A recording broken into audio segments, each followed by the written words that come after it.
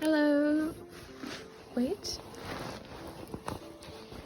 Hello, my name is Naomi, and the last time I made a video was maybe in February, and I'm back for now. The last video I made was a favorite books video, and things have changed. I have new favorite books. And also some books I want to talk about, some books I'm currently reading, and this is this video. My new favorite books and the books I'm currently reading, so yeah. Okay, so I don't know with what book I should start, because, okay, let me just hold the new ones in the camera. Those are my new favorite books. I mean, of course, the books from the last video are still my favorite books, okay? Nothing has changed about this. But those just happen to be, like, the new ones. I'm currently, I don't know, if in the last video I had Silent Patient in. I have to look. If this book just despawns, y'all have never seen it, okay? Y'all have never seen it. But yeah.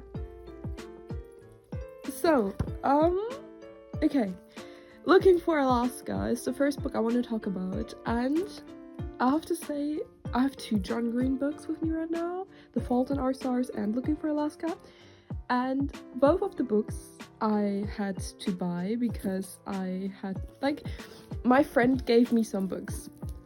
This one, and this one. This is the copy my friend gifted me because I was like, I love this book so much. It's my year of rest and relaxation. I'm gonna talk about all those books, but I just want to say this, like, I just want to tell the story, how I even came to those books. But yeah, Looking for Alaska, I wanted to read a long time ago, and I did not know what this one is about, what this one is about, what this one is about, but I wanted to read them because my friend was like, hey, I can just give them to you. I bought those two versions. I bought the used versions,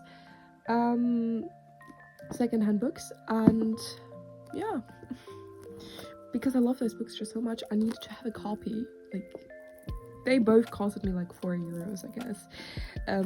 This book is a bit older though. It's like 2000 something. Can't quite remember. It's from 2005. But yeah, Looking for Alaska is about this girl called Alaska. Like, her dad let her choose her name when she was 9, and she had a globus and she wanted to be called Alaska. I don't really know what to say. It's kind of giving The Perks of Being a Wallflower vibes, to be honest, because it's like a young adult in the college. I think it's in the college. If not, please don't judge me. But yeah, it's about college friends, and well, I don't want to say too much, but it's about the main character, his friends, and his slightly coming crush for Alaska. And I'm not gonna say more. This book was heartbreaking as fuck. It was heartbreaking as fuck. Like this one.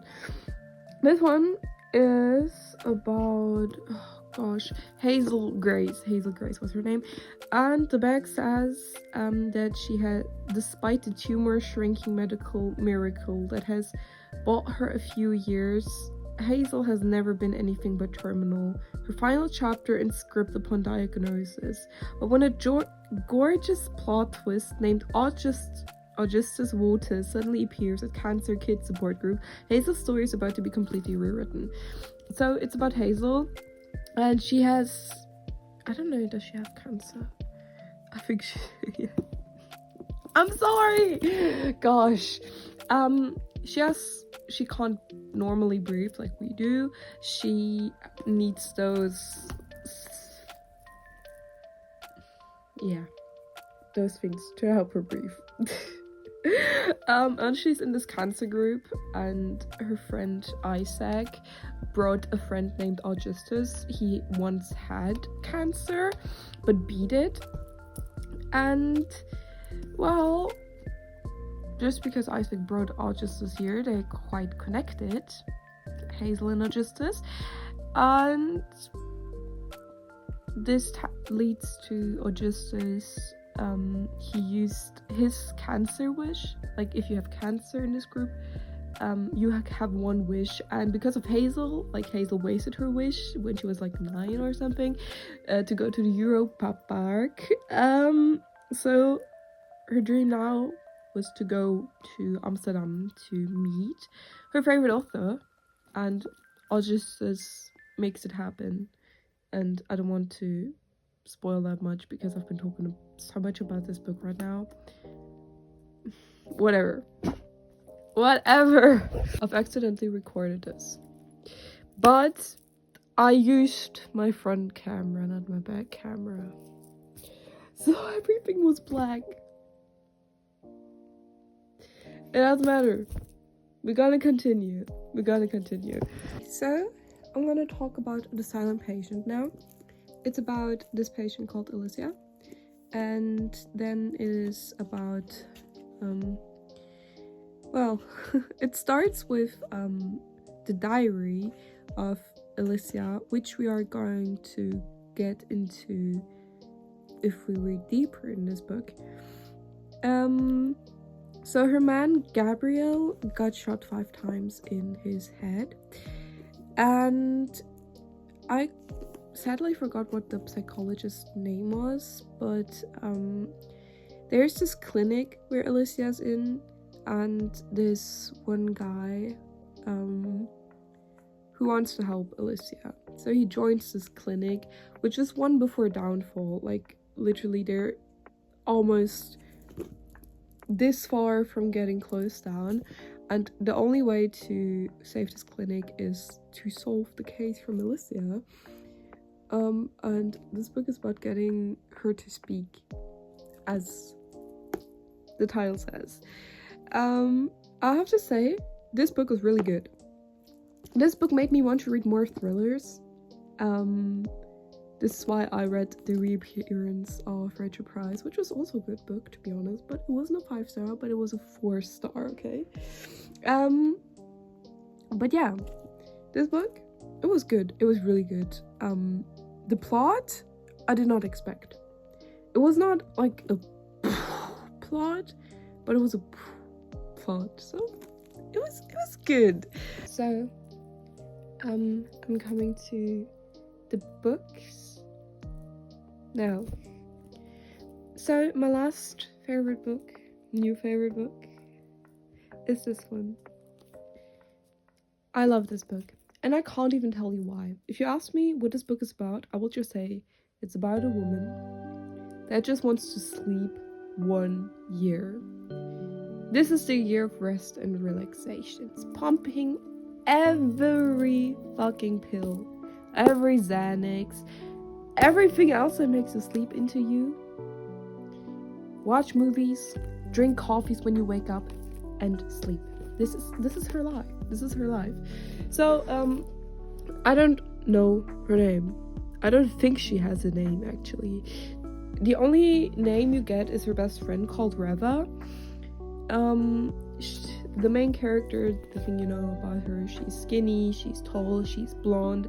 She lost both her parents, her dad to cancer, and her mother killed herself some weeks after her dad died, and they never had a good relationship. Just when, like, her father wanted to die in their house, and this was the only bonding time that she and her dad had, and she only spent time with her dad to make her mom feel bad. And when her dad died, she cried for 4 hours straight. But you don't really get a history. Like, she wants to renew her spirit. That is like why she wants to sleep this whole year. But after some time, the thing that happens is she just takes so much sleep medication that she, well, lives while sleeping. She goes to parties, she goes to waxing, she goes shopping, she orders things, she even sends nudes online while being asleep.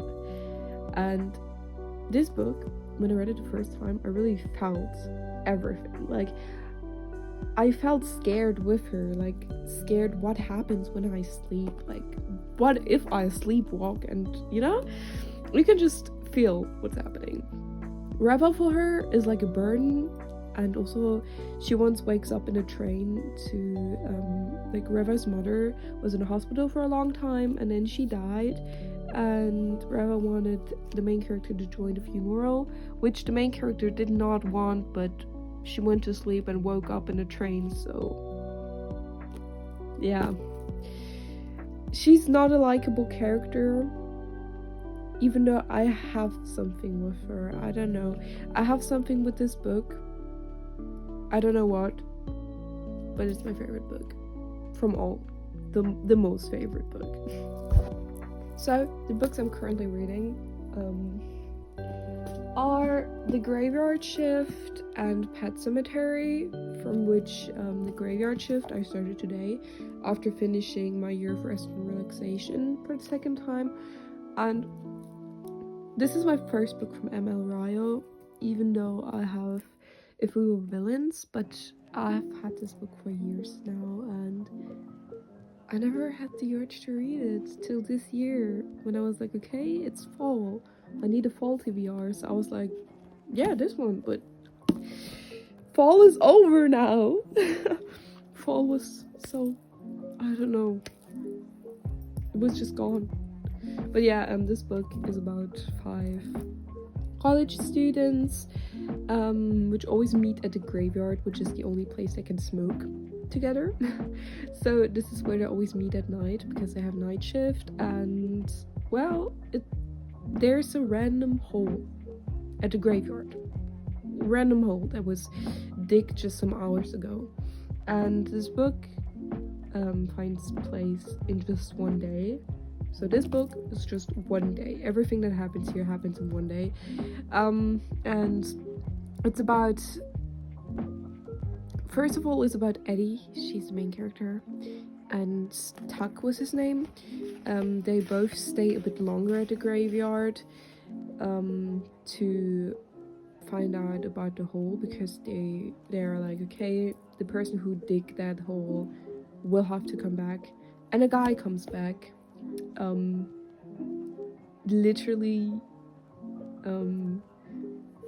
having a sack full of dead rats and throwing them in the hole and digging them in there. So I don't know, this book should be a mushroom horror book, which here, I love this little mushroom horror book.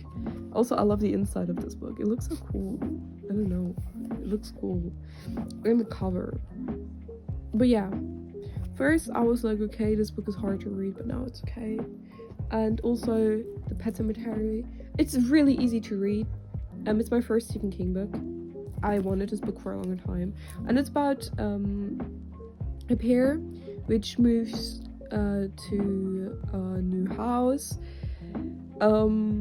and this house contains a pet cemetery, which comes out not the real pet cemetery, just like the thing the child's kept alive, is what this book says. But I haven't read that much. I've read 80 pages and I don't know, this book did not really pick me up. That's why I'm reading The Graveyard Shift, and I'm hoping this book will pick me up.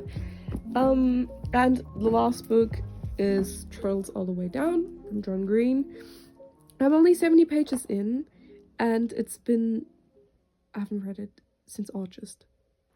I started to read this book with the friend that gave me the other books, like The Fault in Our Stars and Looking for Alaska. So I was like, I want to read more John Green books. For example, Paper Towers. I wanted to read this book.